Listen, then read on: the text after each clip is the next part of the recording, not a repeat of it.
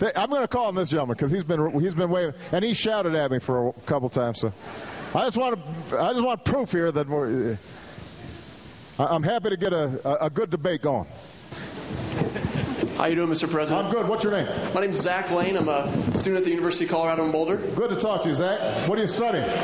Political science and business marketing. Fantastic. All right, what's your question?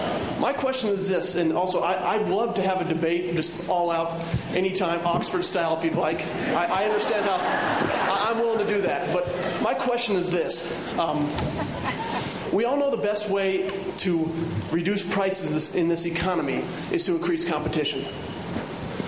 How in the world can a private corporation providing insurance compete with an entity that does not have to worry about making a profit, does not have to pay local property taxes? They do not have to. They're not subject to local regulations. How can a company compete with that? And I'm not looking for anything. I don't want generalities. I don't want philosophical arguments. I'm just asking a question. That's a great question. Thank you for the question.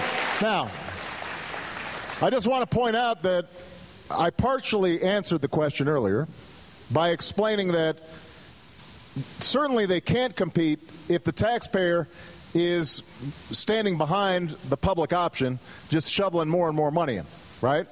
That's certainly not fair. And so I've already said I would not be in favor of a public option of that sort because that would just mean more expenses out of our pockets, and we wouldn't be seeing much improvement in quality. It is true that there are certain costs associated with a private business that a government would not have to worry about. You mentioned a couple of them. You know, it's not just, by the way, property taxes. It's also things like just the cost of capital.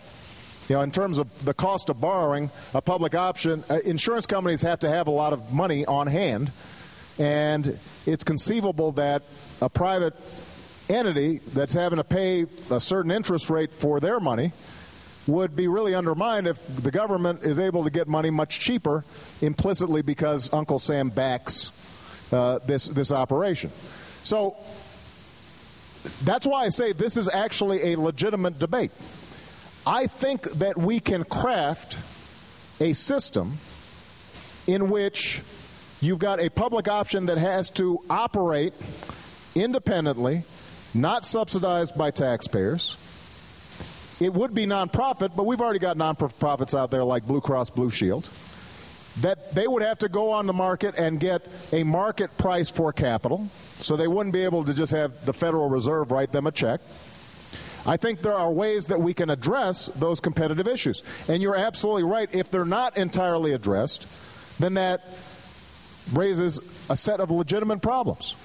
But the only point I wanted to make was the notion that somehow just by having a public option, you have the entire private marketplace destroyed is just not borne out by the facts. And in fact, right now, you've got a lot of private companies who do very well competing against the government. UPS and FedEx are doing a lot better than the post office. No, they are. And so the larger point I want to make, and it's good to see a young person who's very engaged and confident challenging the president to an Oxford-style debate. I think this is good. You know, this is good. You know, I like that. You got to have a little chutzpah. You know,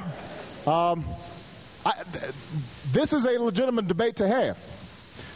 All I'm saying is, though, that the public option, whether we have it or we don't have it, is not the entirety of health care reform.